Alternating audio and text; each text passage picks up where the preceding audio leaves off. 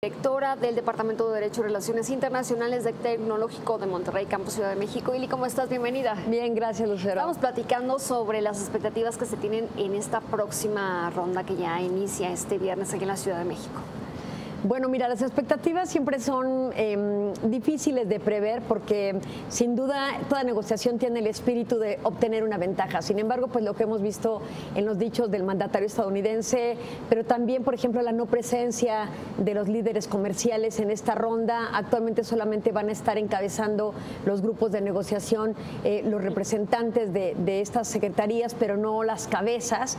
Eso es importante, pero también quiere decir que tal vez van a dejar operar a los grupos de negociadores que son más de 30 de aquí del 17 prácticamente que inicia hasta el 21, y las expectativas van a ser prácticamente discusiones difíciles, porque si bien es cierto quieren añadir el tema de telecomunicaciones, todo lo que implica la agenda digital, el tema anticorrupción, etcétera, lo cierto es que hay tres ejes importantes en esta negociación y que han perdurado desde la primera ronda hasta ahora. Uno es el componente regional, que determinará las reglas de origen en las industrias, particularmente la del sector automotriz, donde México es muy competitivo. Otro tema tiene que ver con el dumping, que son estas prácticas que se pueden desarrollar de manera desleal para abaratar un producto con los subsidios del Estado, generando esta competencia irregular entre los estados. Y otro tiene que ver precisamente con el tema de los aranceles, ¿no? Si van a incrementarse o no, etcétera. Entonces, sobre estos tres ejes va a hacer que los negociadores estén mucho más incisivos. Por supuesto, no se quita de la agenda la expectativa de los Estados Unidos de esta cláusula sunset o esta cláusula de extinción a los 5 años. Así es que vienen tiempos complicados. ¿Le conviene eso a Canadá y México? No, por supuesto que no. El peor escenario es que haya una denuncia o retiro hacia el tratado por alguna de las partes, pero siempre quedará el comercio bilateral entre estas partes. Y por supuesto, algo muy importante es que seguiremos estando regidos o regulados por la Organización Mundial de Comercio. Entonces, los aranceles no se van a disparar desproporcionalmente, aunque sí perderíamos competitividad. Finalmente, tener aranceles prácticamente cero a la luz del Telecán nos hace muy dinámicos, pero también nos obligaría, Lucero, a voltear hacia los miembros de los otros 11 tratados de libre comercio, tenemos 12, donde no se ha activado mucho la economía. Y también, por supuesto, sería la oportunidad de retomar el TPP, que tiene socios importantes. Simplemente está una economía que tiene un paralelo a la economía de los Estados Unidos, que es Japón. Entonces sería interesante despertar ese tratado para tratar de catapultar más nuestro comercio hacia otras latitudes en el mundo, ¿no? Entonces hay que ser un poco optimistas en ese sentido. México se muestra, creo, optimista, pero también muy realista, de que tal vez este acuerdo pueda desaparecer próximamente. Te preguntaba hace unos momentos qué implicaciones tendría el que desaparezca este acuerdo con la relación México-Estados Unidos en cuanto a migración, en cuanto a seguridad. Lo hemos tocado, pero en la parte económica. ¿Pero qué pasa en estos Claro, es muy difícil tratar de desvincular el tema económico del tema cultural, económico, social y político. Sin duda, la economía activa también la interacción entre las personas en diversas formas. Y, por supuesto, esto alentaría los flujos migratorios de un estado a otro. Por supuesto, podría ser que también afecte la economía de las fronteras, por ejemplo, que es lo más importante en este tránsito de mercancías, de bienes y servicios. Los servicios también se alentarían, es una parte medular de los tratados de libre comercio, particularmente el Telecán, porque tendrían muchos obstáculos para seguir desarrollándose con el dinamismo, y esto por supuesto afectaría a la economía de las familias, y esto llevado a un plano político, cultural, social, por supuesto que va a tener una gran afectación. Las medidas de seguridad sin duda se van a exacerbar si actualmente, después de la caída de las Torres Gemelas, por ejemplo, todo lo que tiene que ver con el uso de pesticidas que tenían que ser no dañinos a la vida humana, etcétera, etcétera.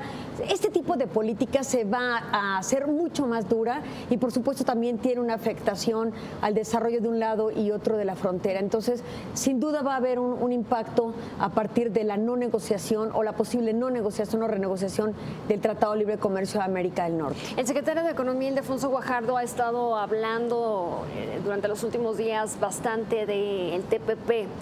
¿Qué tan bien le cae a México en este momento de renegociación del Telecán esta próxima reactivación del TPP? Pues interesante porque tendríamos nuevos socios comerciales con los que hemos interactuado poco, pero una vez más repito, no Japón compensaría. Ahora también consideremos que pueden ser dichos de parte de los secretarios de Comercio de los Estados Unidos y de Economía en México, el estar tratando de incitar a la negociación hacia cierto rumbo. Es decir, Ildefonso Guajardo también puede estar, sí, vamos a ver lo del TPP, que no va a ser inmediato, pero lo que sí está diciendo es, si no se renegocia el Tratado de Libre Comercio de América del Norte, entonces estos espacios se van a ocupar por otras economías como las asiáticas provenientes del TPP. Compensar? Entonces son como un poco de formas de presionar una negociación hacia determinado objetivo. ¿Podría compensar de alguna manera a futuro en caso de que ya no esté el Telecán? Sí, pero a muy largo plazo, te voy a decir por qué.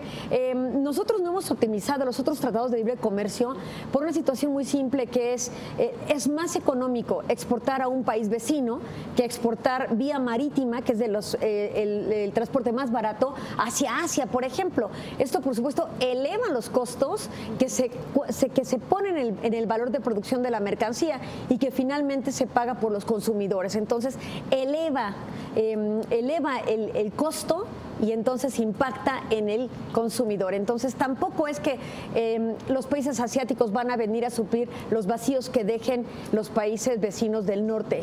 Eso va a tardar, sí es cierto, lo van a hacer, pero a muy, muy largo plazo, porque repito, ese costo de transporte se va a venir a facturar en el valor de la mercancía, lo que hace mucho más caro el costo de estas, ¿no? No es tan fácil tampoco ni tan inmediato. Estados Unidos vemos que hace también comentarios clave, en momentos clave, estos famosos mensajes del gobierno de Donald Trump antes de iniciar cada renegociación, del decir, puede salir Estados Unidos del acuerdo.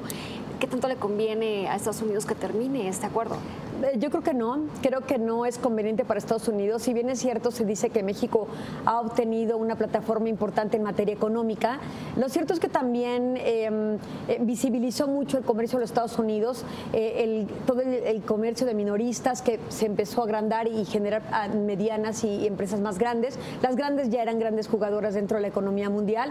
Así es que me parece que sería un despropósito lo que dice el mandatario estadounidense. Pero una vez más, para mí estas son prácticamente estrategias de negociación, es decir, presionar con ese tipo de dichos para encaminar al objetivo que ellos quieren y que por supuesto es obtener una ventaja del Tratado de Libre Comercio con las cláusulas que este quiere imponer. El tema también, por ejemplo, de los tribunales que han de revisar las diferencias que se puedan presentar en el Tratado de Libre Comercio y la famosa cláusula de extinción. Pero veremos al equipo de negociadores mexicanos. Yo pienso que estamos en muy buenas manos, así es que hay esperanza. Somos un país que tiene una gran producción, somos muy competitivos. Ciertamente el tema de seguridad no nos ayuda para la atracción de inversiones, que es uno de los capítulos dentro del Tratado de Libre Comercio de América del Norte. Habría que fomentar eso. Coparmex está anunciando la posibilidad de proponer el incremento del salario mínimo. Esto también es importante. Donald Trump y su equipo de negociadores ha solicitado o ha puesto en la mesa la necesidad de elevar el salario mínimo de los mexicanos para también competir con ellos en términos mucho más equitativos, ¿no? No puede ser que un trabajador mexicano gane menos de $5, ¿no? Por ejemplo. Ili, muchísimas gracias. De Como nada. siempre, un placer tenerte con nosotros. El placer es mío. Ilina Rodríguez, muchas gracias, muy buenas tardes. Bien, hacemos una pausa. Al regresar, continúa trabada la discusión de la ley de reconstrucción de la Ciudad de México. Volvemos.